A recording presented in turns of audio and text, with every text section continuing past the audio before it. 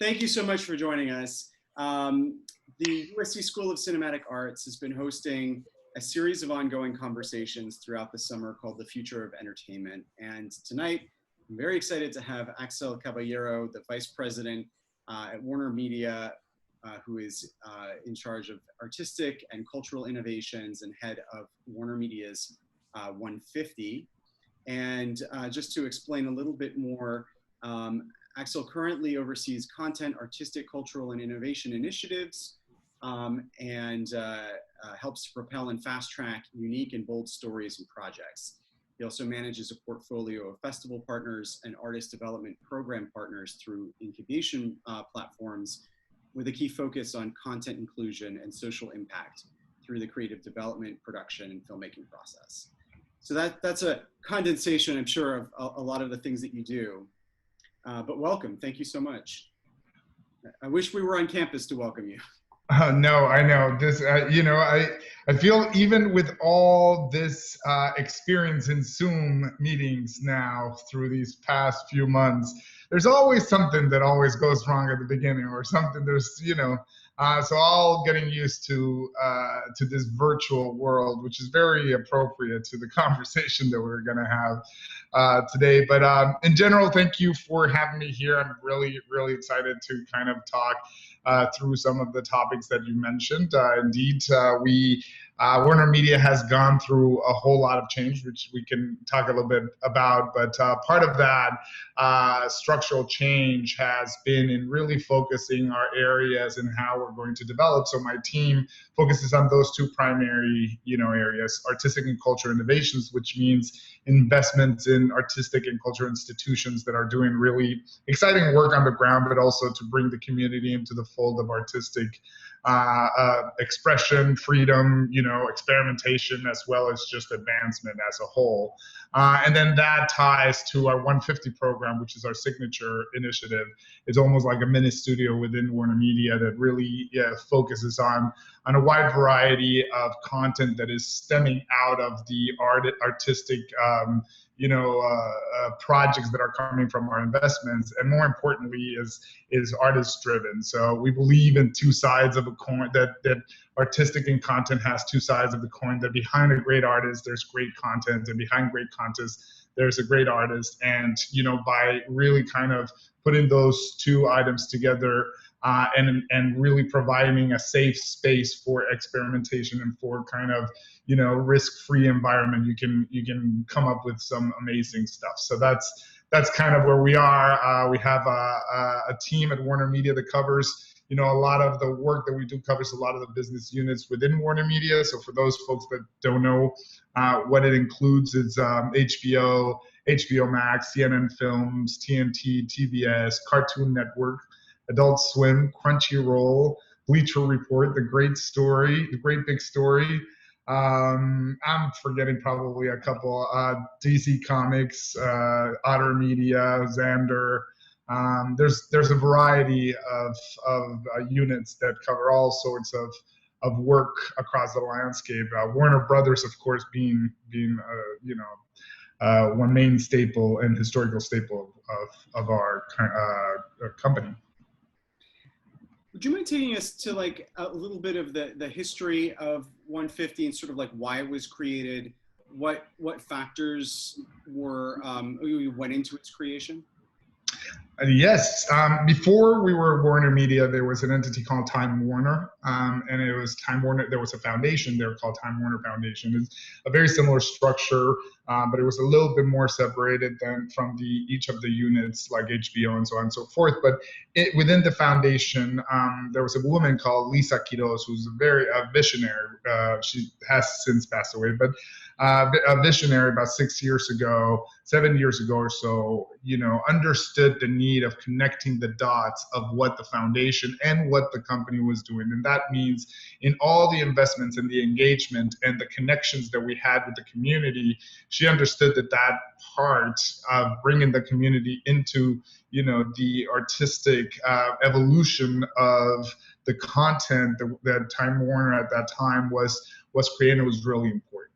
and that a lot of that storytelling had to break a lot of the molds and disrupt a lot of the ways that that the content was being made and developed within the industry. So 150 was born back then. 150 actually, the name comes from, there was an investment that four brothers did back in the day, in the turn of the century, 20s, 30s.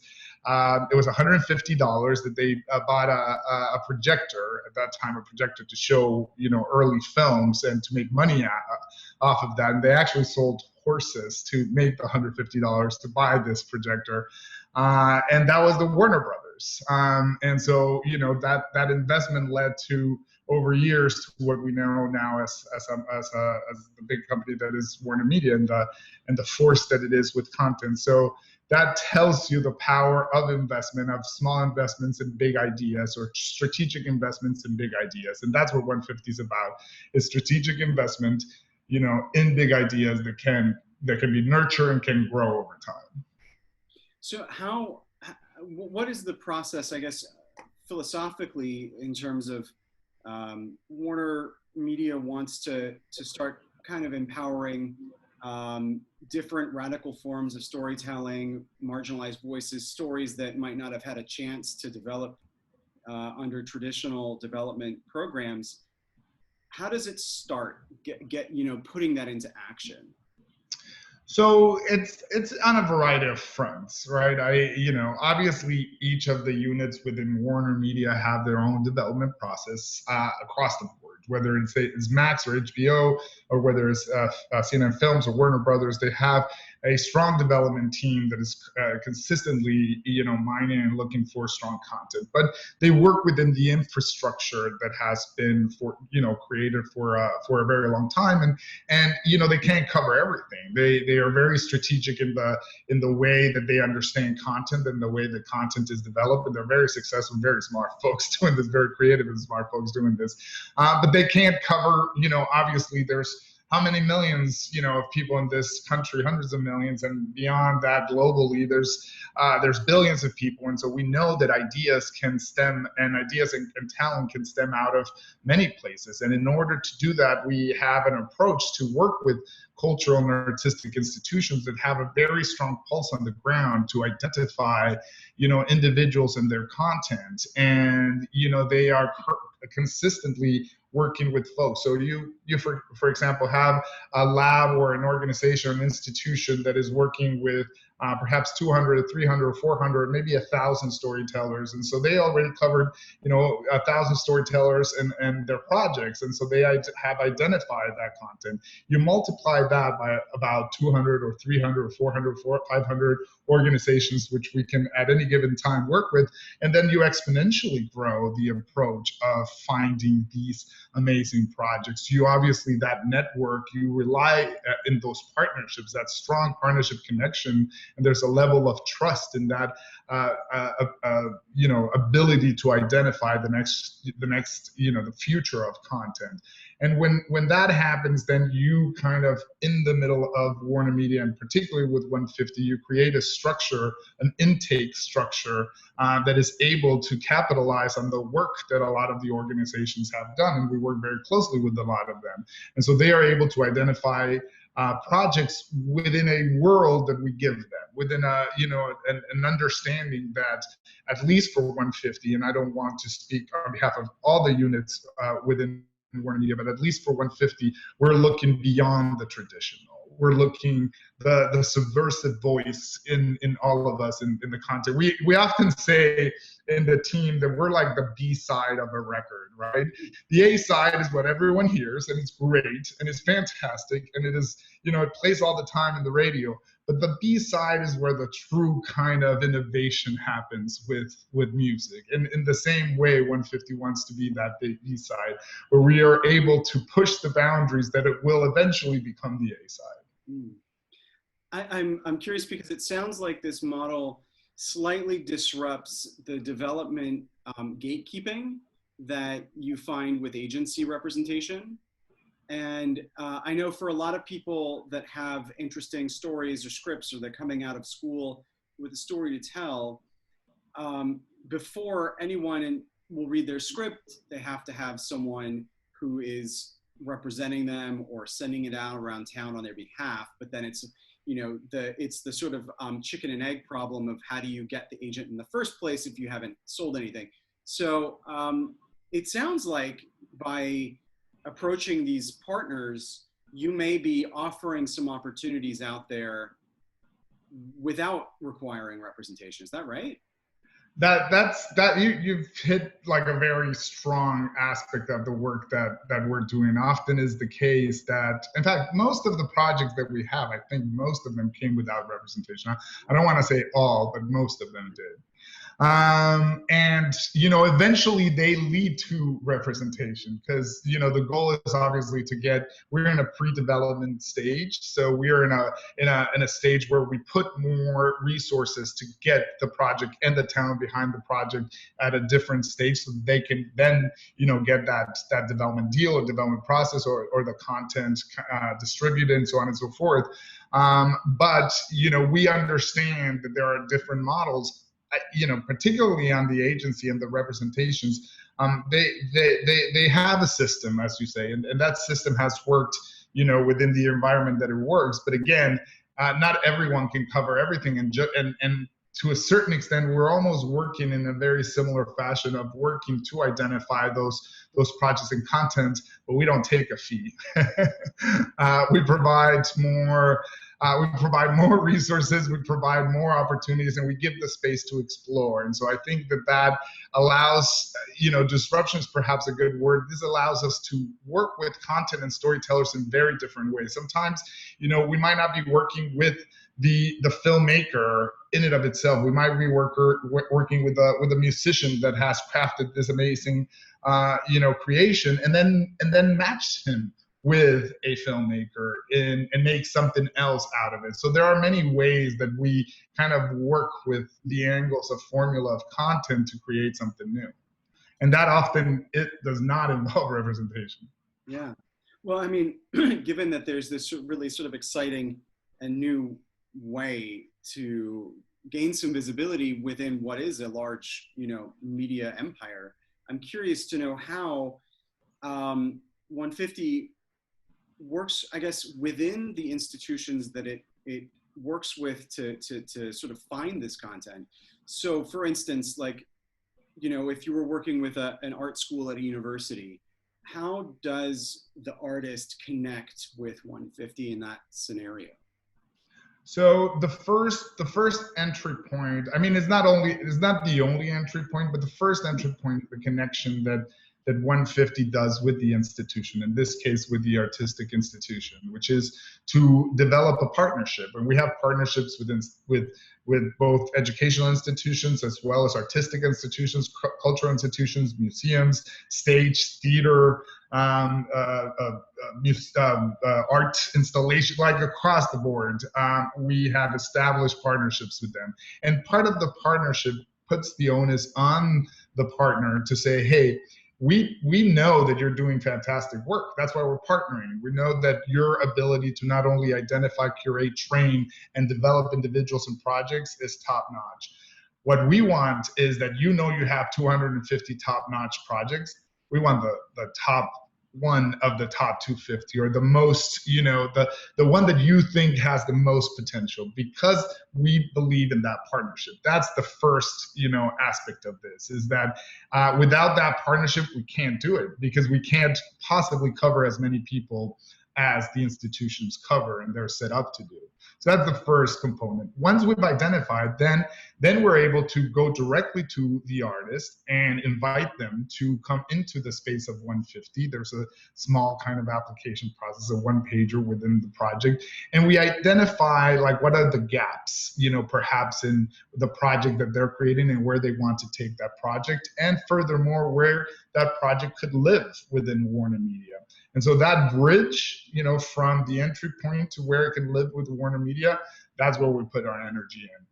We bring additional folks, whether it is from the creative side of things. Perhaps a filmmaker needs a writer that doesn't, we build the team. Perhaps they need additional, in the case of films, a producer or line folks or like a team and so on and so forth. Or perhaps they just need notes, from their project, from a programming perspective, and we create that connection directly to the place that we believe that it can go. And so that process can take a little bit, but during that process, you're part already of the family. You're part of the 150 infrastructure, and you already have a stake in the ground. And so we equally maximize the exposure of the creator as well as the project within the infrastructure of 150. But it is really the partners that we look for. And so a lot of people ask, well, does that mean that you don't invite artists directly without an organization? No, sometimes we do.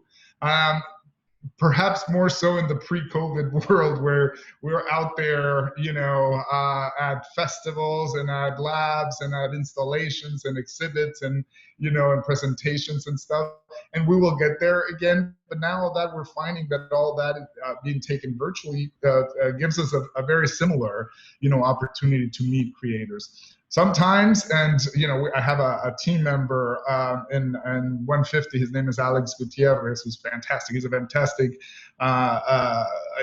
he identifies really good individuals and projects. And so we sometimes find folks on Instagram that say, hey, look at what he's doing. Look at what she's doing. Look what they're doing. Why don't we just reach out and see, what they're all about? And so we've actually kind of had conversations and brought people in just because of the content that they're putting up on their sites, that we just identified that perhaps that culturally and artistically had something, to say. I'm curious because you do have all of these sort of distribution endpoints, whether it could be, a film or a TV series or a web-based thing or a VR-based thing. How much of the development process then transforms into a WarnerMedia property? Like, is it at a certain point, is it then sold to WarnerMedia? Or I'm curious because the artistic development side of it is, of course, incredibly important, but then you enter into the real sort of business aspect of things at a certain point. And I mean, I'm curious how I guess how the project goes from being in development to in production. Yeah, no, absolutely. So when you come into the 150 space, we provide a mutual agreement to protect both the creator as well as the resources from 150 that have been put into the project. So it's usually, and the terms vary from project to project as well as the timeline. It could be 6 months, it could be 12 months, it could be 3 months, it could be 18 months, whatever it is. And it's what we call either a first look or an exclusive period. So that means that in that timeline that we think that your project gets to the stage that it needs to be to enter the kind of like selling circle, I guess, within WarnerMedia, you're exclusively committed to WarnerMedia during that period, and that gives the artist the opportunity to really mold and experiment and create, because we're giving resources continuously. They're usually by the way of step deals. So a first kind of, maybe it's an X amount to get a 10-pager to a pilot script. Maybe then when we get to the pilot, maybe we need money to create like a little mood, reel for that. So we do another step deal for that. Maybe we need additional resources and infrastructure to create a one scene, or maybe a short film, or maybe, and so as we put those packages together, depending on what we need, that's the period of what we call incubation for that matter. And those resources go in. And so that period, we're still kind of talking internally, and we're working with the internal programmers and stuff that are attached to a lot of these projects. We have an advisor group and team within 150 that are from all the business units, from Max, from HBO, from CNN, from Crunchyroll, and so on and so forth. And they usually get attached to a project, get a feel to the project. Sometimes they're like, this is not for me, but perhaps my friend over at here, my colleague at there. And so the relationship becomes evolving. Once there is a prime stage for that project to make ends meet to where it has to go, then there's a development deal most likely in place, or a deal, an acquisition deal in place. So then we stepped out at 150 because we accomplished our role, and then it's up for the creator and for the unit to create the agreements. By that time, also the creator has already read up and identified and brushed up on the legalities of things and the business aspect of things, and we guide them through it. And then they come to an agreement, and they get something either sold or get stabbed or whatever it is that we were kind of accomplishing in that regard. Should that not happen during the period of time that we had set put, we can either extend that period or we release everything back to the creator. And so that, we believe in that artistic freedom for the creator to say, okay, we tried, and it's a win-win situation because you get the resources to develop, and, should that not happen within WarnerMedia, that you can still explore that content. The only thing we ask is perhaps a credit or two. Are there any case studies you could share of something that you're really proud of that went through this process? Yes, the most visible one, or the one that we're known, or the 150s known the most for, and that is, big kudos to Tamir Muhammad, who used to also be part of 150 and ran 150 also a few years back. But Tamir identified a creator called Terrence Nance. For those who don't know, he's a fantastic filmmaker, very creative, around many different cycles of places where they collaborate and they identified. And he created this short, kind of sketchy, unscripted, random acts of flyness, he called it at that time, and that name stuck. And more, effort was put through the incubation process, and it actually ended up as a show at HBO for 2 years or 3 years running. And that is a perfect case of what the process brought in the mix, because that incubation period allowed for many parties to understand. Because if anyone has watched Random Acts of Flyness, you'll see what I'm talking about. And so you have to understand it, and you can't understand that within a quick pitch. You have to understand by really kind of understanding the creator and understanding the process. So that evolution during the 150 really helped. And we've had a couple of other projects with John Leguizamo. We had a project that ended up in really great places. We have the Last Black Man in San Francisco had some elements within 150. There are many creators that have gone to 150 that have done amazing things. We currently have a project with Bassam Tariq, who he recently won an award at Berlinale for another project, and Sefer is the name of the project, and that has a lot of potential as well. So there's many ways that they end up really successful. I think the case study of Random Acts of Flyness puts it very much in perspective of how it should work. What's your I guess capacity for concurrent projects to be happening? That's a great question. We wish it would be hundreds. At the moment, I think we have roughly, if I am correct, I think we have roughly around 20. And that includes also another element of 150 that I haven't talked about, which is social impact and social justice. Concurrent to the projects of innovation, we also believe very strongly that innovation includes having a strong point of view and something to say. And so we put together a social justice package during the last few months in regards of everything that we were seeing out there, to provide artists of colors with opportunity, and underrepresented voices with opportunity to bring those creative ideas forward. So in the form of mini docs and other type of experimental content like VR and AR and so on and so forth. Perhaps it's not as much experimental as it is new frontiers of content.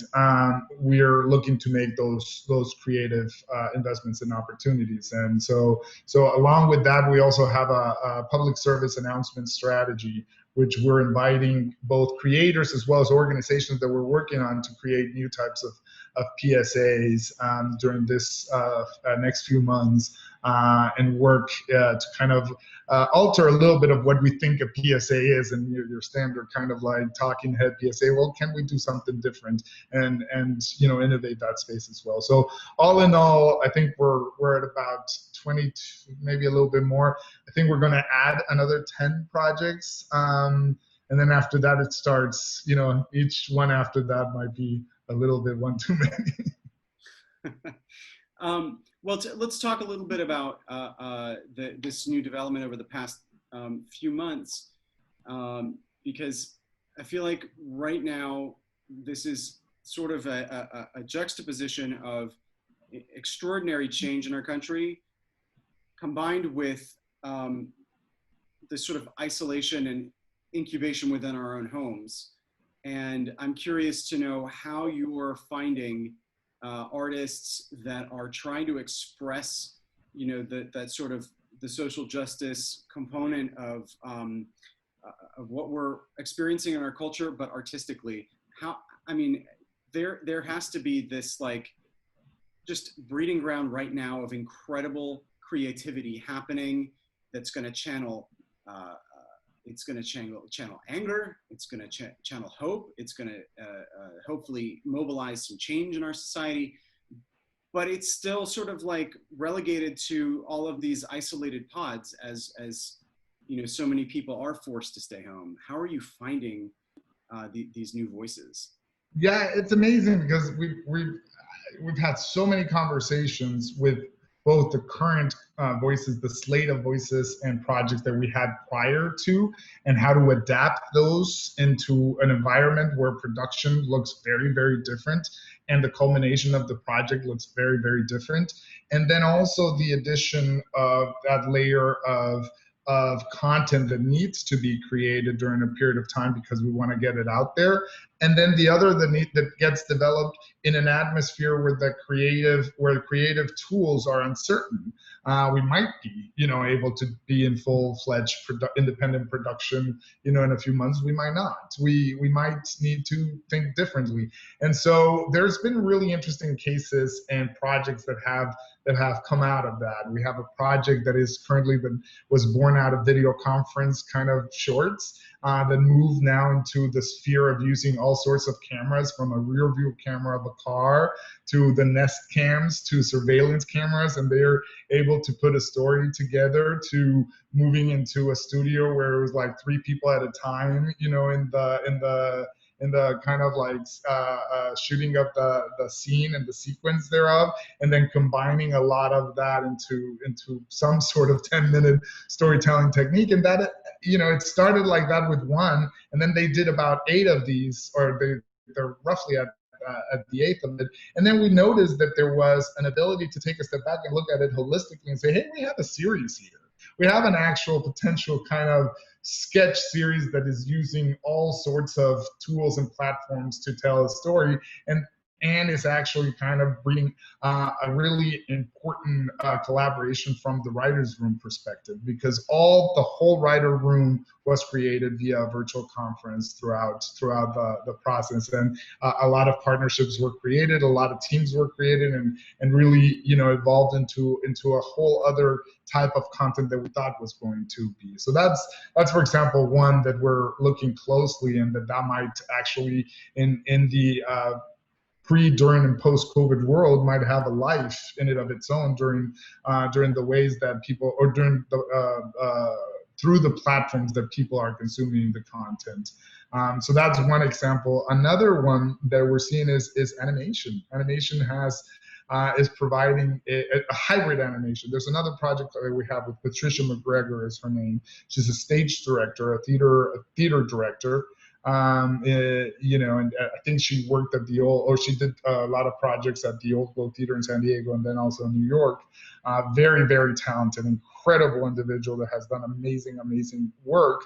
But obviously all theatrical is closed. There's no audiences and all stages closed. So she's bringing stage to screen in very innovative ways. It's called The Readings. And so she's working with a hybrid of both virtual readings, but not in the Zooms, but a much more stylized version of virtual readings, and combining that with sketch animation. If you can't show, the set behind your, the stage behind you, why don't we sketch it? And why don't we blend that and see what can come out of that? And so, a lot of creativity in that way, and the adaptation of that creativity is breeding new forms of creating content, which are old traditional forms that have been experimented, but now by necessity have created new forms. And so we're seeing that, opportunity as well. Just animation in and of itself, and blending animation with other forms of content. Podcasts have become a really important source as well, because people are relying more on creating, a podcast work and storytelling via podcasts, again, that we're perhaps used to either the stage or other methods, and that are telling those stories via that audio, and combining that podcast with, stop motion, for example, can create a whole other universe as well. And so it's not necessarily reinventing the wheel, but it is reapproaching the wheel. It is thinking that separate mediums can be combined at any given point in time, and now by necessity they're being combined, and they're creating new ways of telling a story. Or not new, but I think reimagined ways of telling the story. I have to say, I would seriously watch the movie that's made with the rear view camera of a car. That sounds really, really unusual, and I haven't seen that before.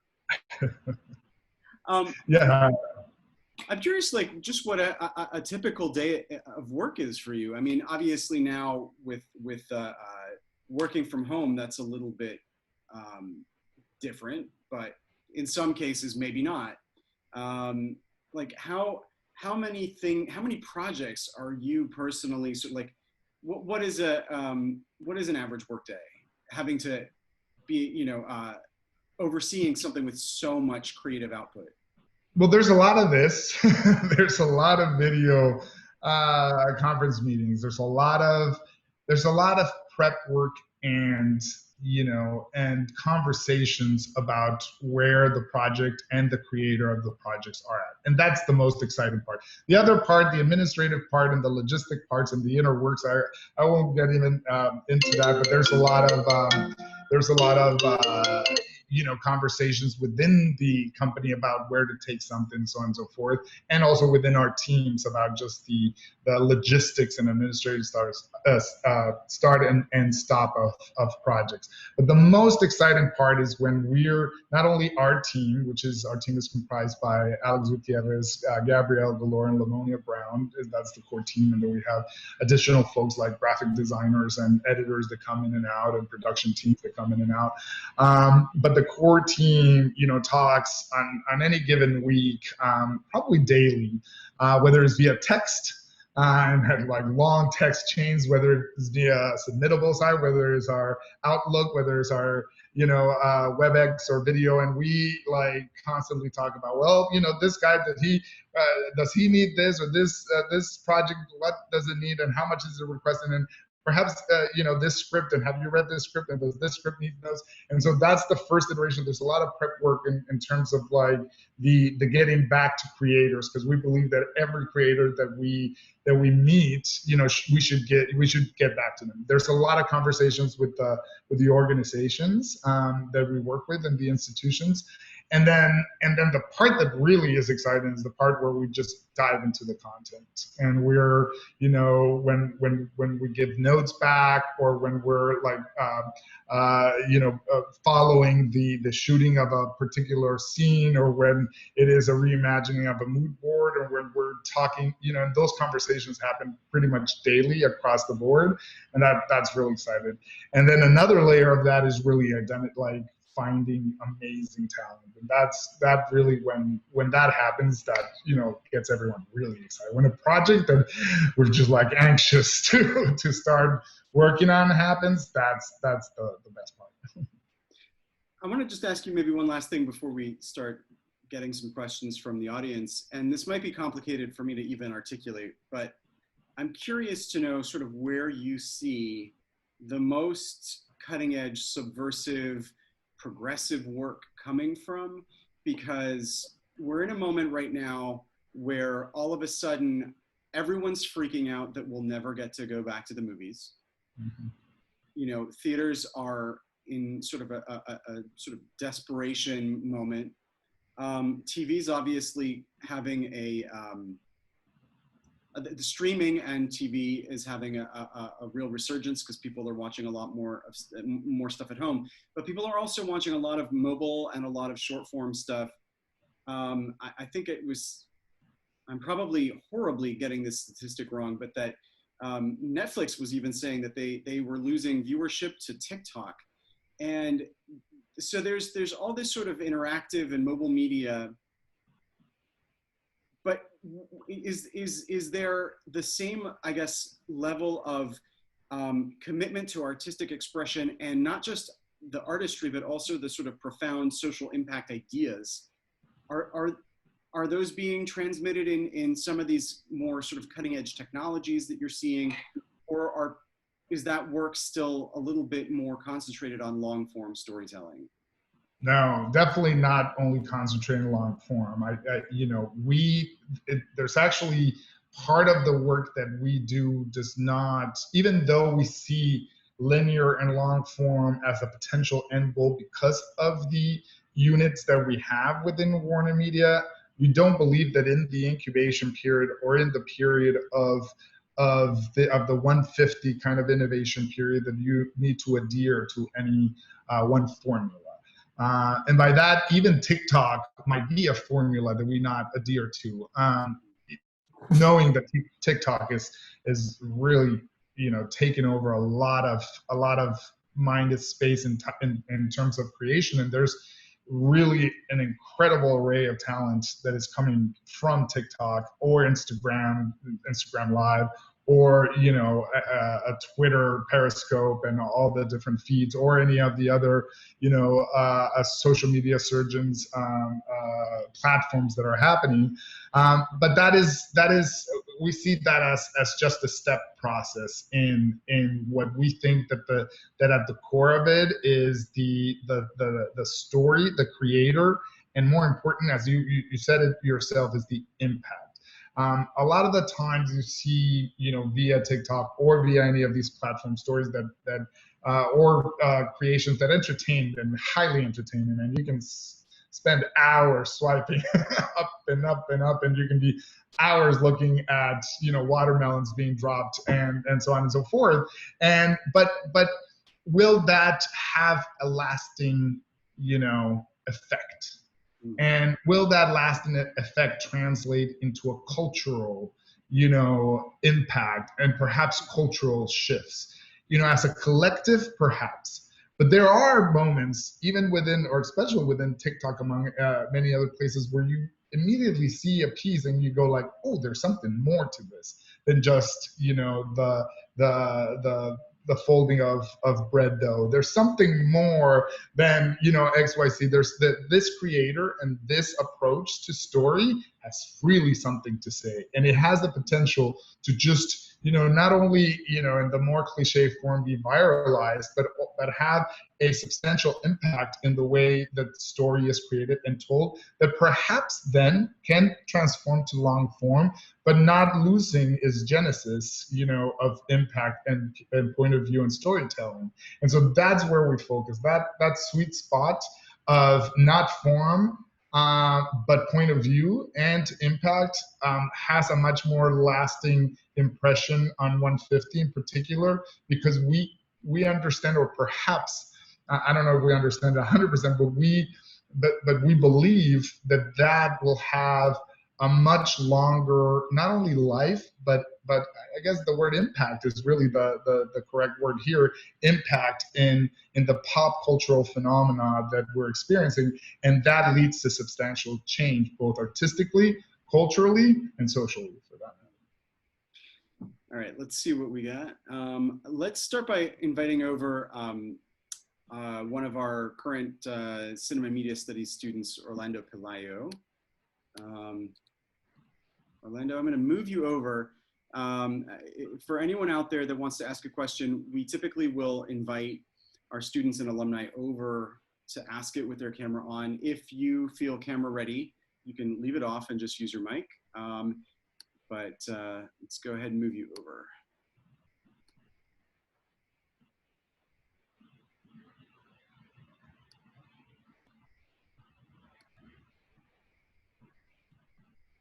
Okay. Hello. Hello. Hello. Thank you so much, Axel, for being with us. So my question is, does 150 have a mandate like other development teams that WarnerMedia do? Because I know that you guys do so many things. So I was wondering if you guys have anything in mind when it comes to searching for this type of content. I think we don't have a mandate, meaning we don't have nobody's really kind of telling us what to look for. I think our mandate is internal. And I think, you know, the mantra per se is, you know, creativity uncovered, which is we want to get deeper in your level of creativity. We want to, our mantra, I guess, is, or our as you call it, our approach to it, our mandate to it is to identify the generation of content creators and content that can express, you know, story in a, you know, and I try to avoid the word in a very different way because everyone is looking for a very different type of content, but in a way that is really unpredictable, that is unexpected to a certain extent, and that can push some boundaries. And so, you know, when you think of the mandates that other development teams have, they have specific formats and forms and spaces that they have to fulfill. Whether it is theatrical, whether it is episodic, whether it is unscripted, whether it is genre, you know, whether it is 20-30, whether it is 90 minutes, whatever it is, you know, they have a specific, you know, approach to things, and then they have a demo, you know, component of things as well. They want to understand the quadrants that they're kind of fulfilling, and they want to understand the audience that they're fulfilling, and also, you know, how much of that content they already have, and how much of that content they can add on. And all of that, you know, we kind of put to the side because that is their job. Our job is to really find, you know, perhaps you have a story of XYZ, but you haven't really, it's a great idea, and it's a great short film and great project, but you haven't gotten to the core of what it is, and that's where we want to go, to that core of story that can push you, the artist, as well as your creation to a whole other level. And if we can do that successfully, and if that can then, you know, end up in WarnerMedia, then that's our mandate. Thank you. Okay, so I'd like to call on one of our MFA production students, Guillermo Casarina. Guillermo, welcome you over now.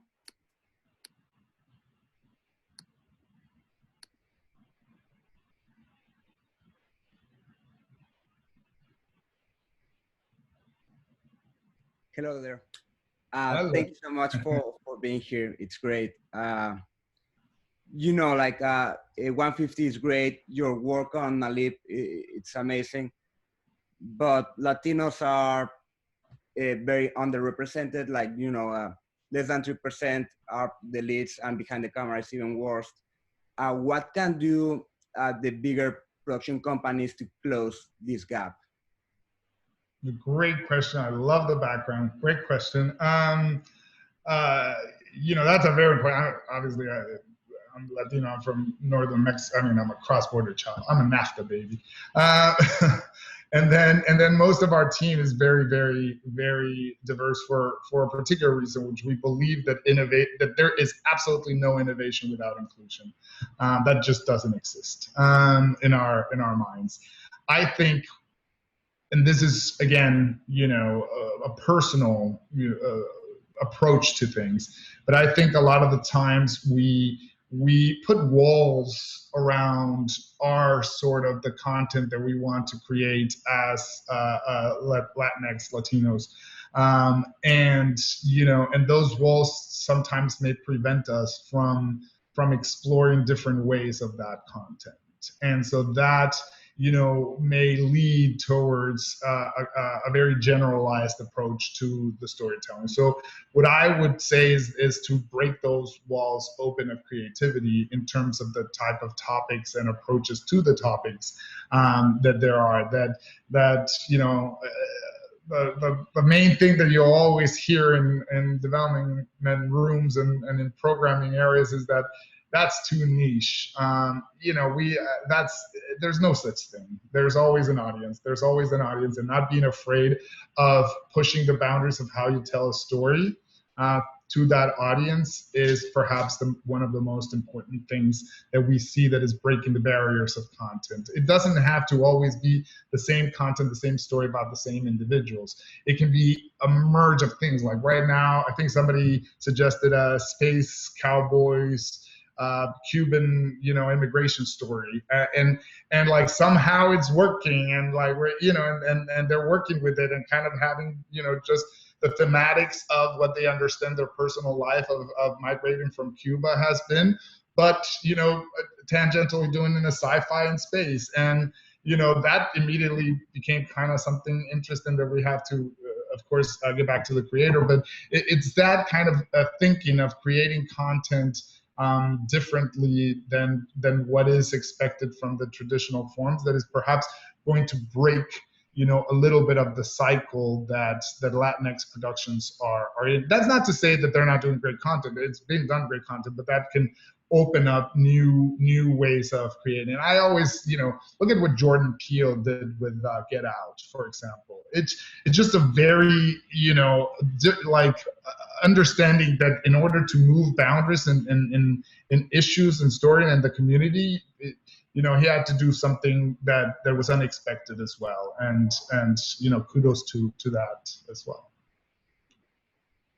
Awesome. Thank you very much. Yeah, thank you. I'd like to bring up actually my colleague, Disa Philadelphia, and I'll move you over right now, Disa.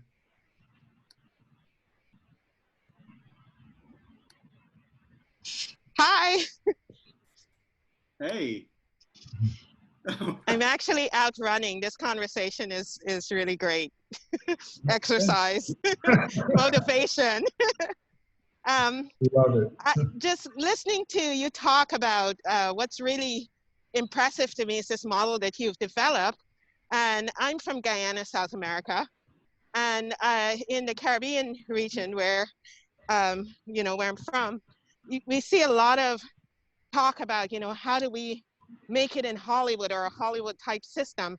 And I keep having conversations with people where I'm saying it doesn't have to be Hollywood. There are many ways, but people in the Caribbean we don't have case studies and models of that. And so I just kept thinking, wow, this model would be very impactful in developing countries.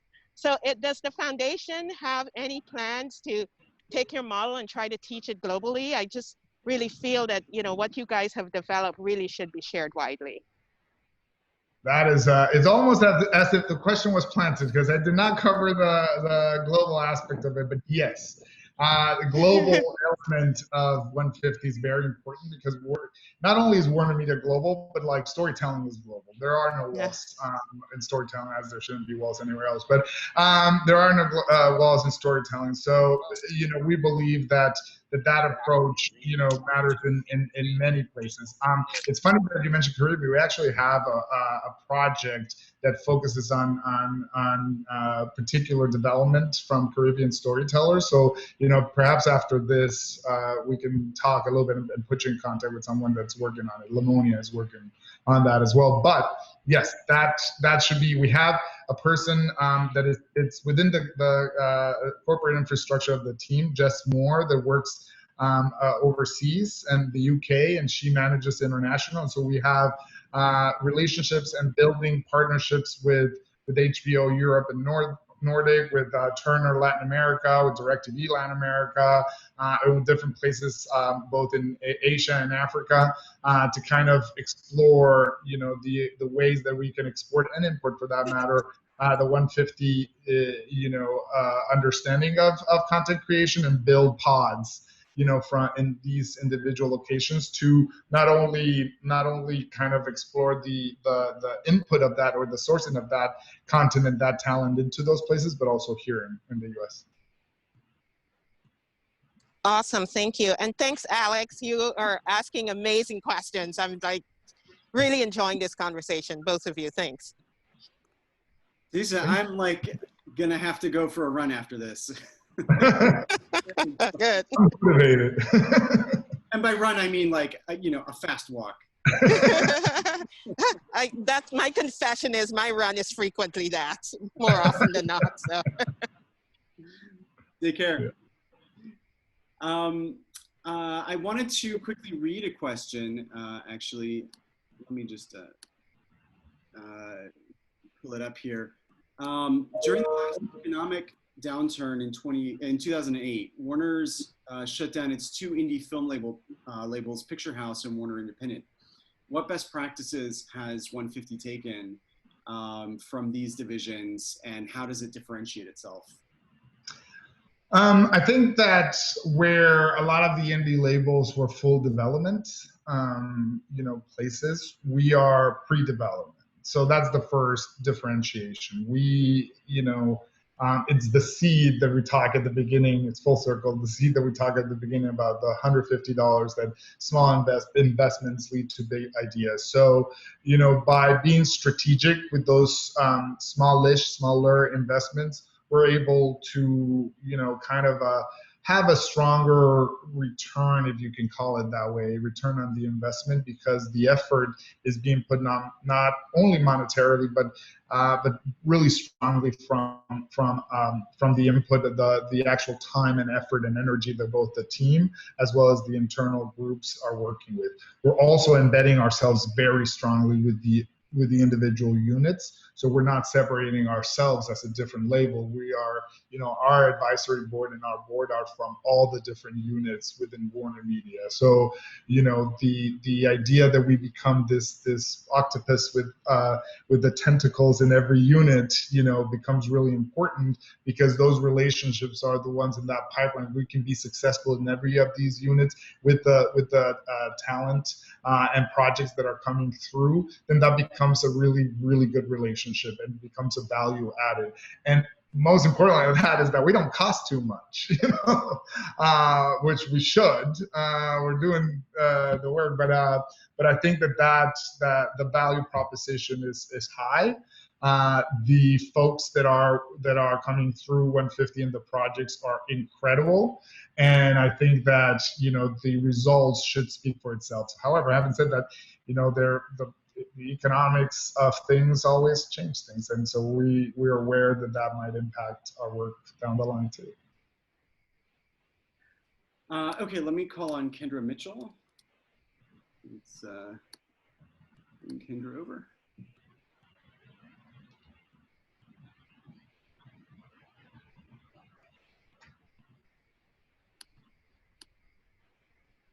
Can you hear me?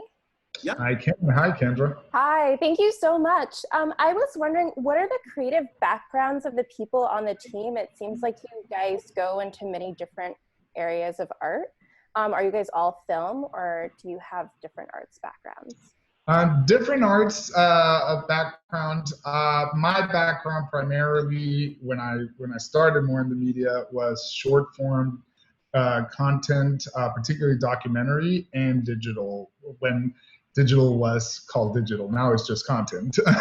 But when social was starting and all that, we were, back in the day, I always say the stories that Facebook didn't have Facebook pages. They were just starting with Facebook pages, and the organization that I used to run back then, or the production company that I used to run back then, was one of the first to put a video on a Facebook page, and that was like, wow.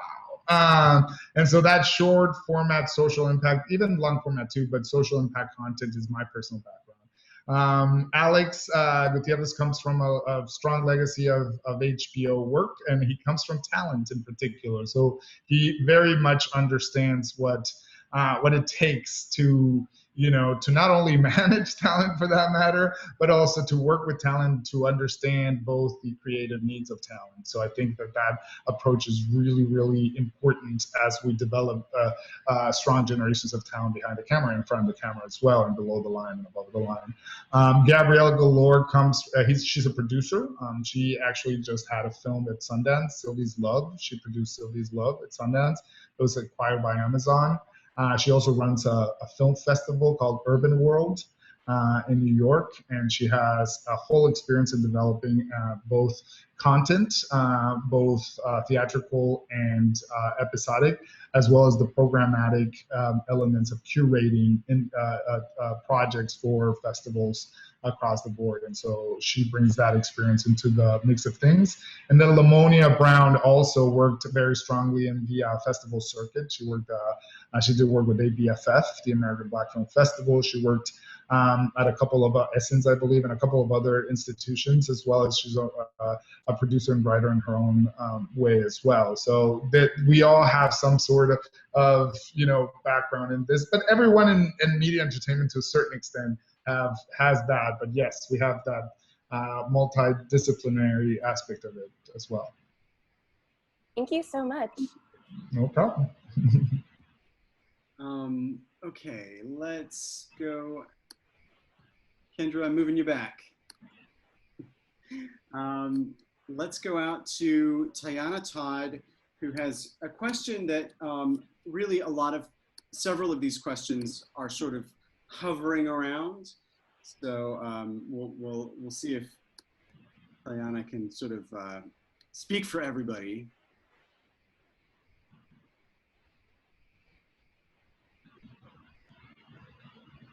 Hey, thanks so much, Axel, for coming today, learning a lot. And I'm actually coming from the development side of things, so I'm kind of a little bit in your shoes. But so many of my friends and peers are on the creative side.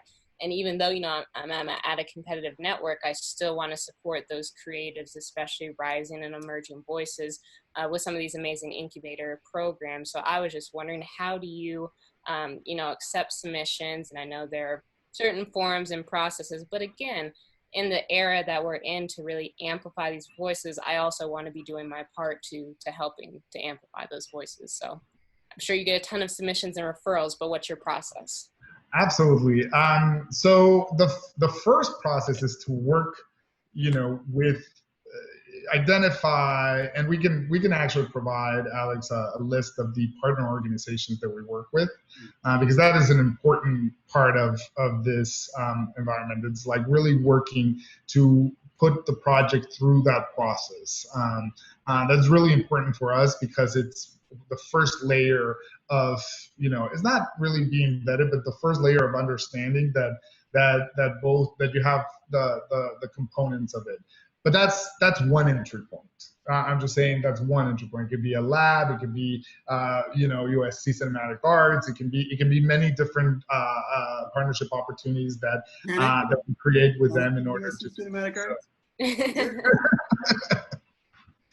For sure. So that is one element of it. That partnership becomes really important because it is really an incredible source for us. We rely on those eyes and those ears and that kind of experience. So that's one element. But the other element too is putting the content in front of our faces is always good. So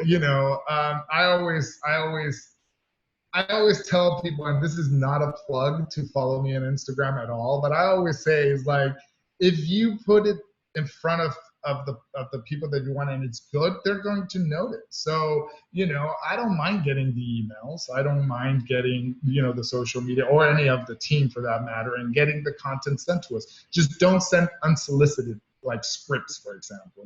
There's a process for that for any media company, and those will end up in legal in a flash unless it's a directly kind of requested material and we have a form. that once you're invited, you're sent a form where you kind of sign releases and so on and so forth to protect you as a creator and to protect the company as well. But would you mind just distinguishing between solicited and unsolicited? So you say get the project in front of you, and immediately a lot of people are like, oh, let me just send my script. What would you tease it with a log line, or just engage in a conversation, and then if there's interest on your part, then you can go from there? Voila, thank you. Okay. Yes, okay. That's exactly right. Never completed pieces of work that haven't been released. Okay. Even if you think that they're in draft but they're completed, like a script, like a full feature that nobody has seen unless we request. Right. For it. Vimeo links are great if they're password protected, because if they're not password protected, then it's like any festival will also pass on them just because they're out in the world. But if they're password protected, there's already a layer of protection for both the creator and for the person accessing it. Log lines and decks are always really good. Samples of work that you already created, that even if you think your next idea is really great, but you want to put in front yourself and your talent in front of someone, then obviously like the quick post about XYZ that you did, or the short film that you did that is your best foot forward, that also works. But yeah, I think like quick snippets of descriptions of where the description of a concept and a project is good. The actual project, if it's not been released in anything, not quite yet, because then, like, let's say you have, and I know that you know this, but I'm more so for the audience at large. Let's say you have a project about a white cat that, drives a truck. And somehow, coincidentally, WarnerMedia has a project of a white cat that drives a car. And then they develop it and you sent it, blindly. And then you say, hey, that's my project when it wasn't. And then you get into so the unsolicited part is very important, because if you send that, you're going to end up in legal and we might never, ever see it. Exactly. I think that property was called Toonces, the driving cat. It was Universal. Yeah, they might come and ask for it. Exactly. Thank you so much. I appreciate it. No problem. Okay, let's go over to Raghav Bashyal from one of our alumni from the Interactive Media Division.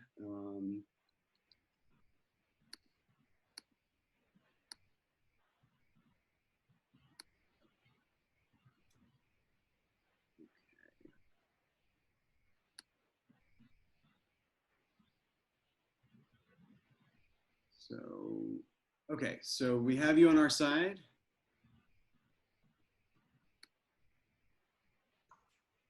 Hello, Alex and Axel. Thank you for allowing me to be here and share the space with you. I'm actually joining you from Kathmandu in Nepal. Interesting fact. We're global. But yeah, I wanted. Yeah. So I'm coming from kind of an interactive media, VR, AR, interactive storytelling background, and I just wanted to see what kind of interest or kind of involvement you've had with that field so far. Yes, high interest, first and foremost.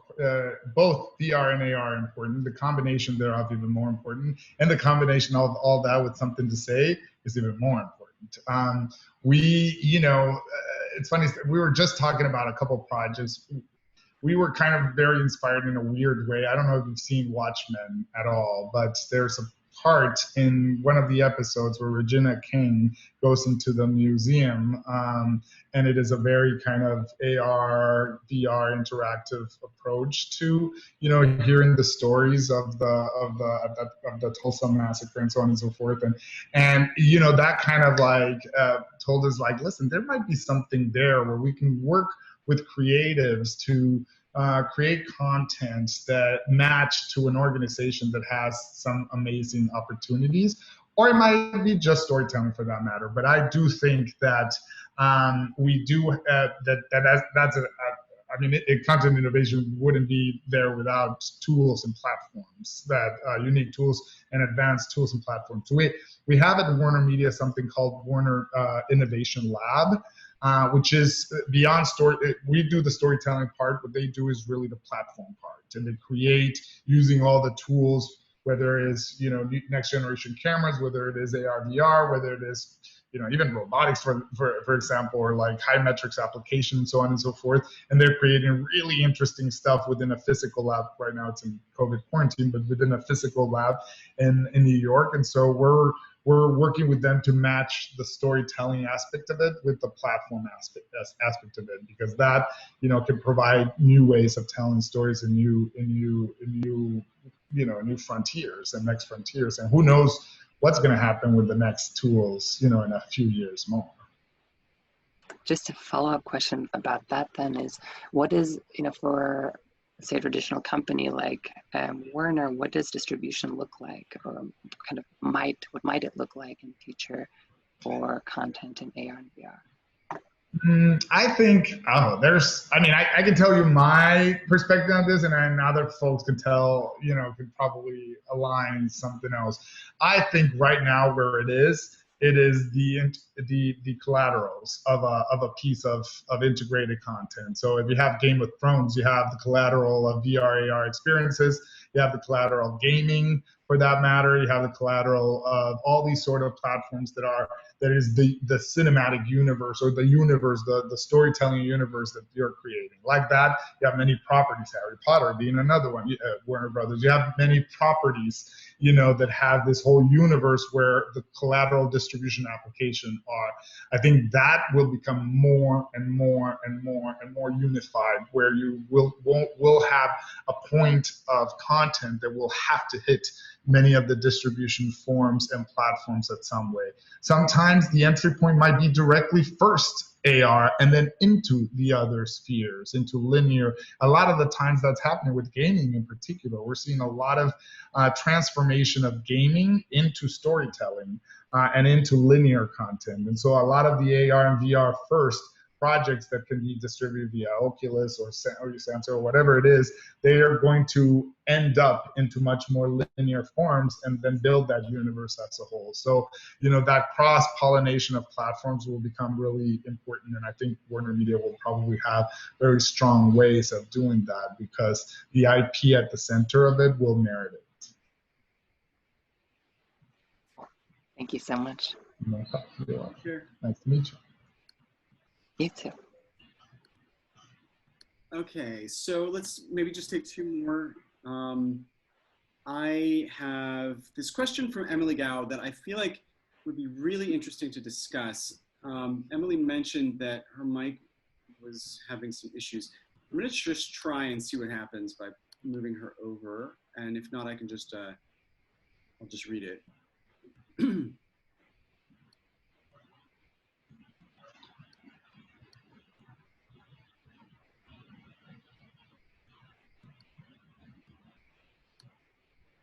Okay, so actually, yeah, it looks like Emily is not giving, I'm not even getting the microphone icon, so I'll read this out loud.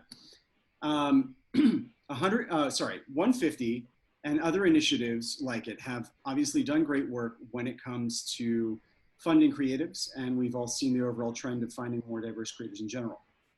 However, white people represent 80% of VPs and above at WarnerMedia. Which means that the vast majority of people who decide which projects are worthy of getting funded are still white. Do you think this creates a different type of gatekeeping where where only white palatable projects get produced? Additionally, do you think that the funding of diverse projects gives big companies like WarnerMedia a scapegoat when creators of color still don't get equal treatment? That's a great question, and we're living that transformation right now. I think that it is right now, perhaps at least in my experience, the most transformational moment in both the industry as well as the, approach to storytelling that we're seeing. And we're seeing internally this huge, movement of that needle That needle is a very ingrained and embedded, structural element of the industry, whether there's WarnerMedia, whether there's Disney, whether there's Netflix, whether there's many of these forms. But I think what is going to happen, in my opinion, is that the ability of places like 150, which and other areas, which can showcase success and results, is navigating that transformational change. And case studies like that are ample, across the board and across studios and across everything. It is not immediate, it is not overnight, but it is important. We are not, and that's an important also element of it, is that we are not part of, WarnerMedia has an enterprise inclusion division. Enterprise inclusion is diversity inclusion, and they have content inclusion, corporate inclusion, they have artistic inclusion, and so on and so forth, led by different individuals within that infrastructure. And the lead is Christy Hauberger, and they do really strong diversity inclusion programs to strengthen the pipeline within existing shows and within existing properties and across the board. We're an innovation component of it. It happens to be the case, first and foremost, that we strongly believe, as it should be, that innovation does not come without inclusion, and that the storytelling is multiple, diverse, has no walls, and has no elements of it, but has strong individuals and strong point of views. And so to go back to the question in terms of the gatekeepers, I think that the disruption in and of itself, as Alex mentioned at the beginning, the way that content is created and showing that content can, and will move forward, that will create, new ways of thinking of distribution. And that distribution will also lead in new audience, not new audiences, but renowned audiences, and those audiences will latch on to really kind of the next generation of the gatekeepers, I guess, if you can call it like that. So it's a complex and complicated scenario because of the entrenched, historical element of Hollywood. But that's changed. That really is, and we can tell you from the other side, is dramatically changing quickly. At a quicker pace than perhaps if this question was asked a few years back. I could have probably, tried to duck it and say, I don't know what's happening because, we're not part of that conversation. But right now, I can honestly say that, you'll see dramatic change, happen within months, across. I'm not only talking about WarnerMedia, but across the industry as a whole. A very important question. Okay, so I think we should take one last one from Chelsea Seek, who is I think a recent dramatic arts student.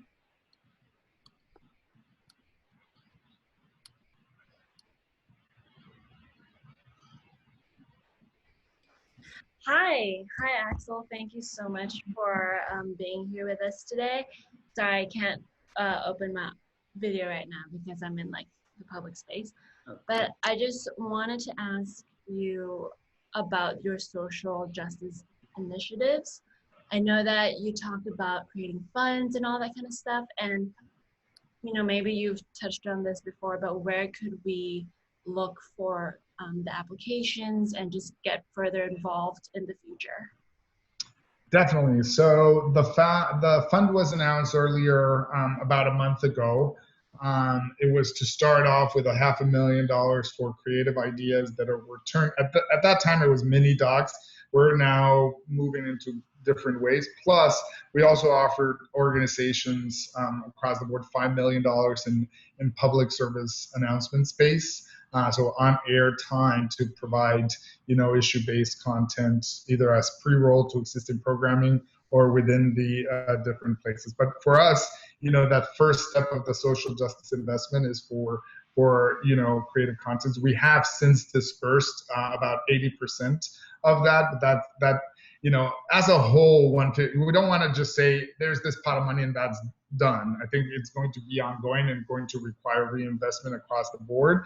And the rest of 150 also has already a social impact, element of it. So in order, I think the best approach is perhaps, we talk with Alex, in cinematic arts and identify, the opportunities there, and perhaps we can begin kind of triangulating a little bit of this so that we can offer the same opportunities to the folks following here that we have with a lot of our other partners, and begin identifying the content that we want to, kind of invest in.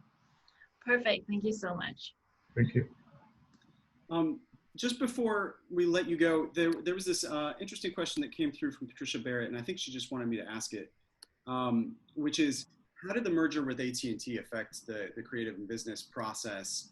And, I've had a lot of laughs listening to John Oliver make fun of business. Me too. It's a little bit above my pay grade to talk, from the AT&T universe of things. I think it has provided, at first glance, with a really incredibly interesting landscape. And I'll tell you why. Because WarnerMedia, Time Warner, HBO, it's a content first company, and it's a content and media company. And that is the sole focus of it, and the distribution thereof of that content. And AT&T brings a whole infrastructure of telecommunications that amplifies the opportunity to disperse that content. So at first glance, and again, we focus more so on the content side of things rather than the corporate kind of infrastructure side of things. But at first glance, what we're seeing is that there are avenues and opportunities that perhaps were going to be a little bit more out of reach by a content-only company that was, directing its content via cable or this or that or the other, and now has a whole array of platforms and so on. From an individual, perspective in terms of working, it really, anyone can probably, and some other folks in other companies can probably relate, is that, we started this conversation by saying that the one constant in this industry is change. And that is still the case. And regardless of an acquisition or not, it would continue to be the case. It is just change and change. When Netflix came, everything changed. When this person came, everything changed. With that, it is constant change, because storytelling changes and content and entertainment changes dramatically and quickly. And so I think we're all kind of in this industry used to a certain extent to that constant change, and the adaptation is sometimes the more challenging part. Adding to that a 2020 that could be written for a Black Mirror episode, and then you have just your head is spinning. But what really keeps us focused across the board is that we're given full flexibility and ability to create, and that's what 150 is about. And we'll continue focusing in that, in the creativity of things, and knowing that now our universe got exponentially larger. Axel, thank you so much for spending all this time with us tonight and really outlining so many of the fascinating and important things that you're doing. And I really do hope that we can become a feeder program for, really exciting, innovative, creative, and subversive and impactful storytellers, out there. That's certainly, I think, we have a great caliber of students here, and it's definitely make sure they know about your resources. Absolutely. Love to have this conversation. Thank you for the invitation and all the great questions. And I'm looking forward to building that partnership and really creating really interesting stuff together. Have a good night, everyone. Thanks again. Thank you.